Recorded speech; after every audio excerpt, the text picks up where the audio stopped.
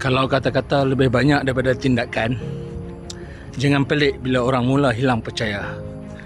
Ramai orang pandai bercakap, pandai berjanji, pandai bagi motivasi. Tapi bila-bila masa nak bertindak, dia yang pertama hilang. Integriti bukan diukur ketika kita bercakap.